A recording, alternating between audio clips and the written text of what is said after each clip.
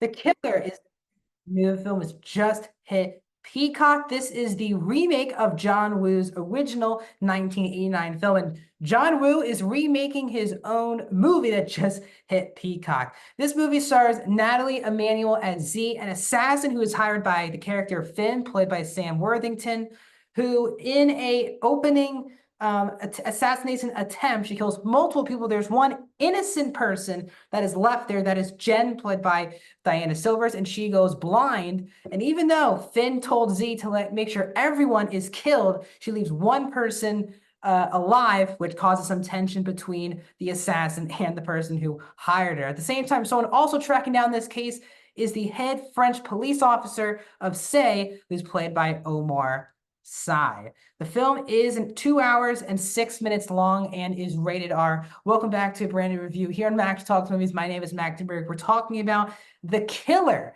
here on the channel. So if you're new to the channel, please subscribe, ring the bell. I do movie and TV show reviews, a box office show every single Tuesday, movie rankings, and out-of-theater reactions. So please subscribe, ring the bell if you're new to the channel. Comment down below. What are your thoughts on this version of The Killer? First of all, have you seen the original John Woo Killer? Do you prefer that one over this one? If you've not seen the original, do you like this movie at all or not? Are you even going to check it out? Do you even know this was on Peacock? And also, please like the video. The thumbs up button down below helps YouTube recommend me to more people. So please, please, please smash that like button, the thumbs up button down below. So heading into this movie, I had no expectations, didn't see a trailer, have not seen the original The Killer, directed by John Woo. But obviously, a John Woo movie means there's going to be some action. So I was excited to see the action. I'm a big fan of Natalie Emmanuel. So that's all I thought going in. And here's what I'm going to say right off the bat. I think the two lead performances are the best part of the movie, which are Natalie Emmanuel and Omar Sy. I think Omar Sy, I've talked about him in movies over the last couple of years. He's always one of the standouts to me. I don't understand why he hasn't made the big leap into being a major actor in Hollywood. He's obviously very big over in France, and he's been in some big things, but not in a major way whatsoever. He's excellent in this movie. He actually at times does feel like a real cop. Natalie Emmanuel, who I've been a huge fan of for such a long time, once again delivers in another really good action role for her, where she's using swords and guns, and you can tell Emmanuel is having a lot of fun. But you also do buy her at times as both a villainous assassin person, and then someone who understands that one person who's blind, who doesn't remember anything about the incident, should be left alive and not killed. And the human side of her is not brought out in the script, sadly, but all through performance.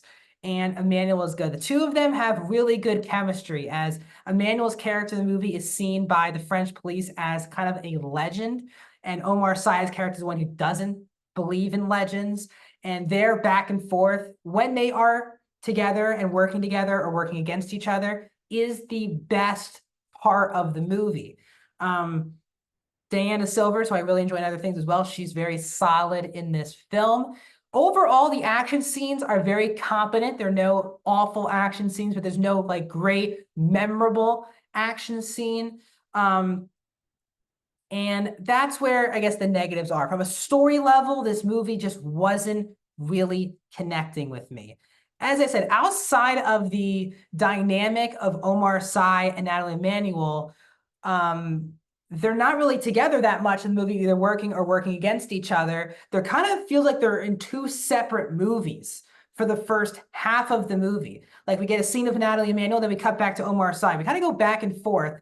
And it feels like I was watching two totally different movies for the first hour of this film. Now, and also, as I said, also on a story level, the movie is very dull. I did not find myself having a blast at this movie. The action scenes, the end action set piece feels like a cartoon, but I enjoyed it. It's a lot of fun. But the other action scenes, I don't know why, I just didn't feel the energy. And I don't know if that's because I didn't care about the characters that were going on, because the movie just rushes you right into it. And as I said, Natalie Emmanuel's character from a performance exudes that she could be a villainous assassin plus a good person. But the movie just rushes you in, and we don't really get to see any time with her as a villainous assassin. We walk in, and it's the first mission she's on is doing this mission. And I think the cop element and the greedy villain element you have seen in a billion action movies. The direction they take with Sam Worthington's character, you've seen that in a billion action movies, and the idea that there's one good cop out of this whole force, and he starts to realize that these cops might be dirty. You've just seen it a billion times. This just feels like a run-of-the-mill, generic, straight to streaming action movie. And with someone with the pedigree of John Woo, who, yes, has made a lot of misses in his career, he still has that theatrical element to his action movies. And I just felt like this was a kind of stereotypical, anyone could have directed this movie. And that's shocking. And John Woo is remaking his own movie. And you feel when you do that, you want to put a little more emphasis on a little bit of these actions and kind of update themselves. And this movie doesn't really feel like an action movie of any era.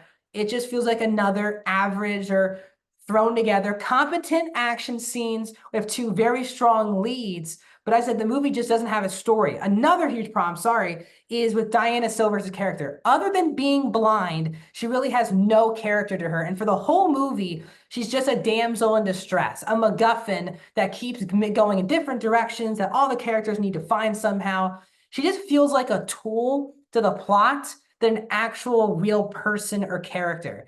And Silvers is a very good actress, so at times you just forget sometimes she's in the movie, or two, she's literally just passed on from person to person in order for the story to go forward. She's just a tool to keep the plot moving forward instead of feeling like a necessary aspect of the movie in authenticity. So not too many things to say. I don't think this is a very good movie. I don't think it's an awful movie. I said it's a very competent movie with two very strong leads who have good chemistry with each other when they're on screen. And I wanted to have a lot more fun with this movie. And I think it's a very generic, run-of-the-mill, straight-to-streaming action movie. So I'm going to give The Killer on Peacock a 2 out of 5 stars. I am going to go 37% for the new film on Peacock. What are your thoughts on The Killer? Do you like the original? Do you not? Let me know in the comment section down below. Like the video, subscribe, and I'll see you guys soon.